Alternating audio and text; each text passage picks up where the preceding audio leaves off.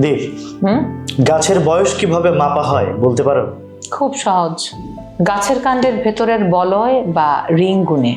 আচ্ছা, যদি বলি ডাইনোসরদের রাজা টি-রেক্সের বয়স মাপার কৌশলটা অনেকটা একই রকম, আর সেই কৌশলেই সম্প্রতি এমন এক সত্য বেরিয়ে এসেছে যা গত কয়েক দশকের বিজ্ঞানকে বুড়ো আঙুল দেখিয়ে দিচ্ছে। আমি রাজ। আর আমি দীপ।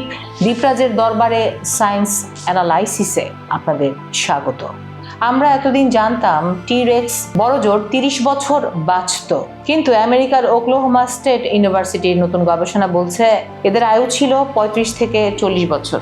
5 থেকে 10 বছর বেশি বাঁচাটা শুনতে কম মনে হলেও প্রাগৈতিহাসিক দুনিয়ায় এটা বিশাল ব্যাপার।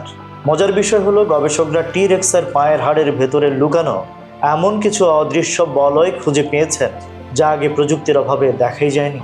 শুধু আয়ু নয়, এদের শারীরিক বিকাশের ধরনটাও ছিল অদ্ভুত। এরা হুট করে বড় হয়ে যেত না। জীবনের দীর্ঘ সময় এরা মাঝারি আকারের শরীর নিয়ে কাটাতো, আর বয়সের শেষ দিকে এসে খুব দ্রুত 8 টনের এক দানবে পরিণত হতো।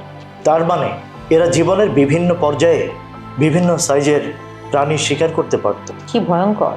এই কারণেই কি এরা ডাইনোসরদের রাজা হতে পেরেছিল? একদম।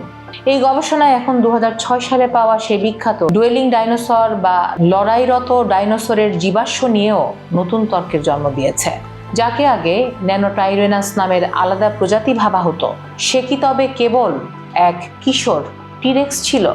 এই প্রসঙ্গে হুমায়ুন আহমেদের একটা কথা বলি। তিনি লিখেছিলেন, সব সত্যই আসলে আপেক্ষিক। বিজ্ঞানের বেলাও কি তাই? আজ যা ধ্রুব সত্য, কাল তা বদলে যাচ্ছে নতুন আলো। আপনারা কি মনে করেন আমাদের চেনা ডাইনোসরদের সম্পর্কে আরো এমন বড় বড় রহস্য এখনো মাটির নিচে লুকিয়ে আছে? কমেন্টে জানান আপনার মতামত। লাইক, ফলো, সাবস্ক্রাইব এবং বেল বাটনে প্রেস করতে ভুলবেন না যেন।